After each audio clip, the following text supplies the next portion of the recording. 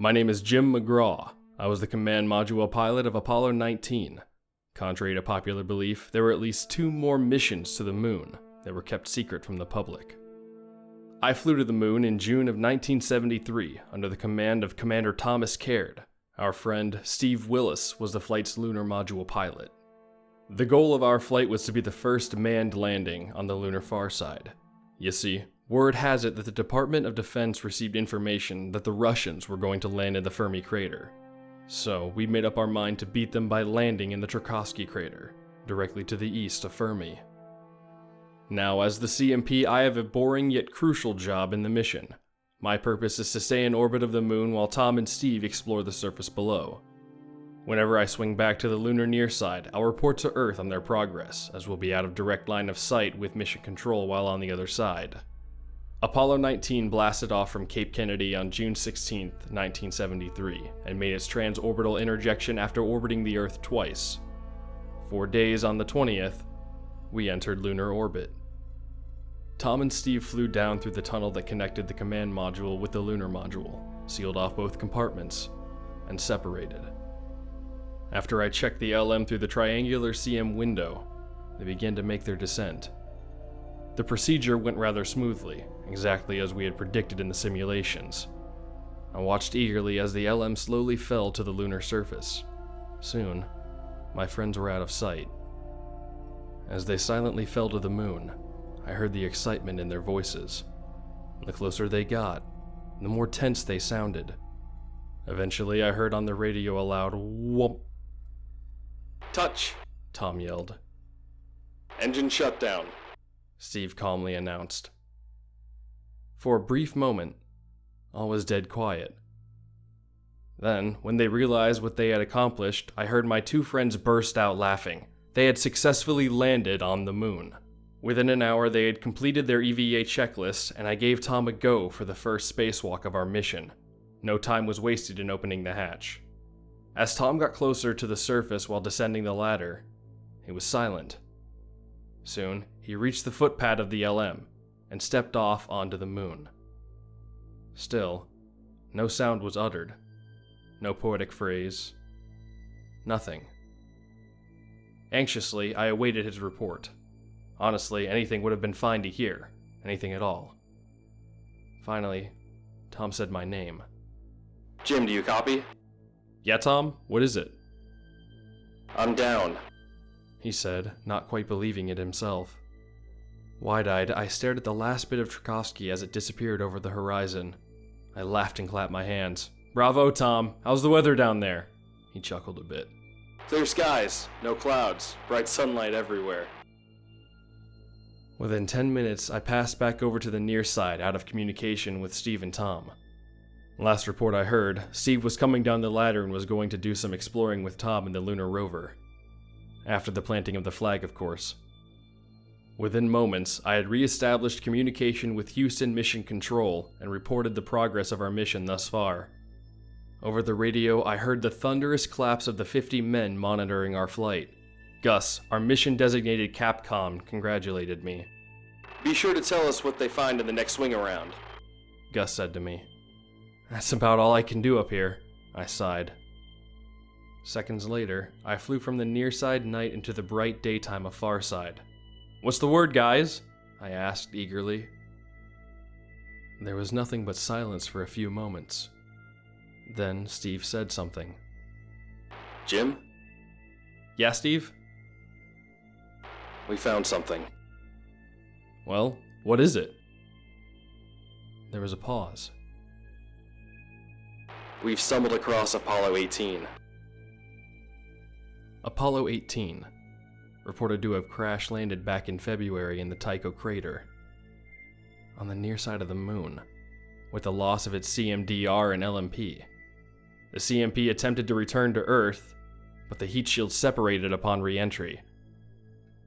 If the LM had crashed on the other side, what was it doing here in Cherkassky? You guys sure it's 18? Pretty damn sure.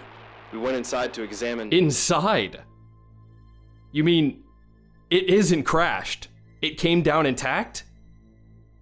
Perfectly fine, but the 2 pilots are missing. Their rover tracks lead somewhere deep into the crater. I think we'll follow them, Tom said. It took me a while to process this bombshell. When my craft returned to the near side, I didn't know how I was going to explain this find to Houston.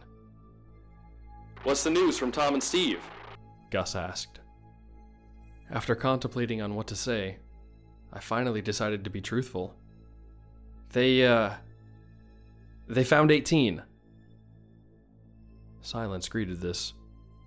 A while later, he came back on. You're serious?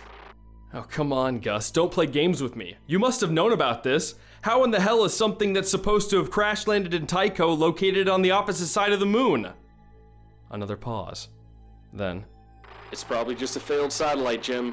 One that crashed. One of those early Kennedy jobs. I cut him off. Don't give me some bull excuse of the DoD. It was an LM. They are vastly different from any sort of satellite. Now talk!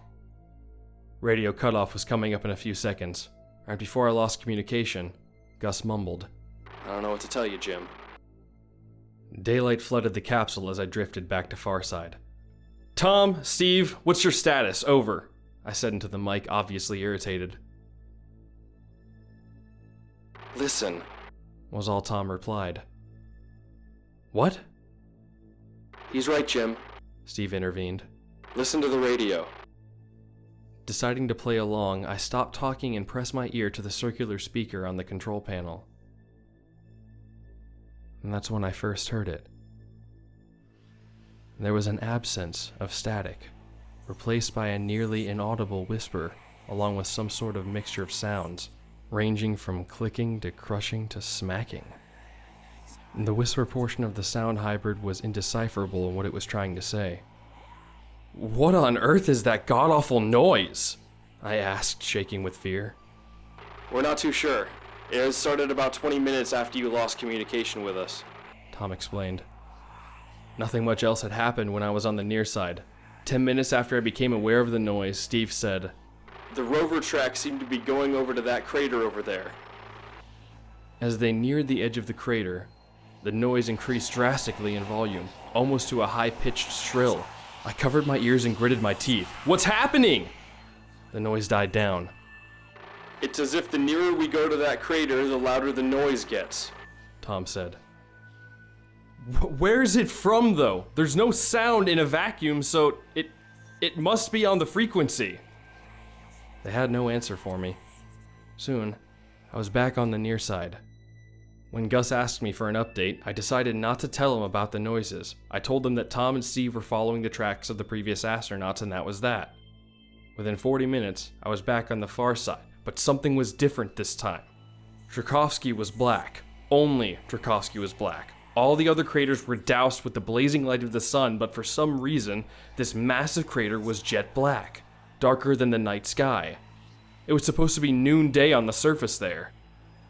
It started as soon as you swung around to the near side, Tom explained. We've been navigating back with the lights on our helmet. We had to give up on the search for the crew of 18. The noise was still there. I looked down at the foreboding crater of night.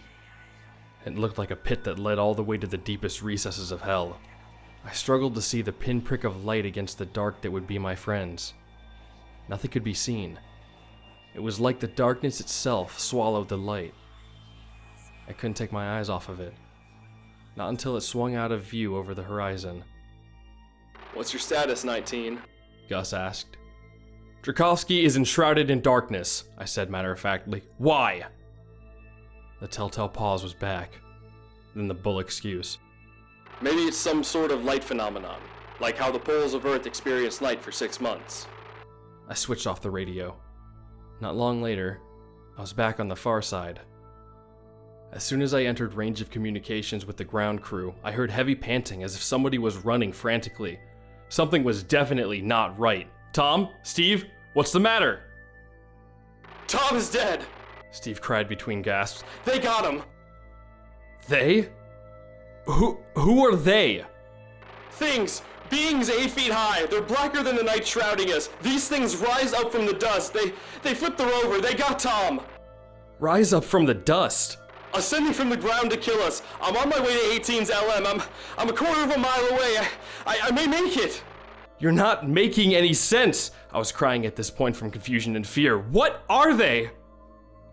Before Steve had a chance to answer, he was screaming.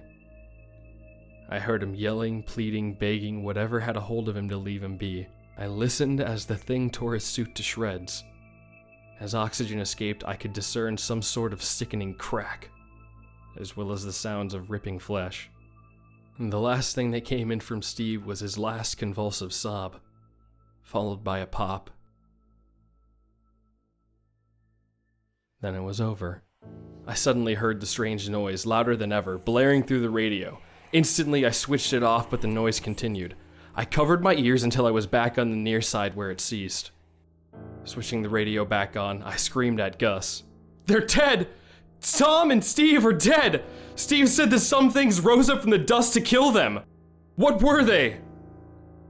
This time, Gus replied. All he said was, "It's happening again." After that, there was static. Mission Control ended contact with me. Then I realized that they were going to leave me in orbit to die. That's probably what happened to 18 CMP. Either that or they gave him the wrong re-entry coordinates, causing him to burn up on purpose. They didn't want word to get out about what's been happening on the moon. Well, I resolved to try. When I swung back around to the far side, the noise was back to a quiet whisper. Soon, I reached the optimal time to make a burn to send the ship home. I switched on the rocket. Nothing happened. I began to laugh hysterically. I came to the conclusion that anticipating this would take place and not wanting to risk us spreading word of what happened, that NASA supplied us with insufficient fuel to get home. There was no hope of my return to Earth. This transpired 2 days ago. Since then, I've just been sitting here contemplating on what to do, and meanwhile the voices continued to speak to me. I don't like it. The words make more sense now. They tell me bad things. I don't know what's worse, the static from the near side or the whispering voices of far side. Rather than prolong this torture, I've decided to open the hatch without my suit on as soon as I finish writing this down. Hopefully one day, it will be found. Before I do so, though, I would like to issue one last warning to the Earth. Do not return to Tchaikovsky. In fact, don't return to the far side of the moon. All that one will get from here is death. This is Jim McGraw, Command Module Pilot of Apollo 19, signing off for the last time.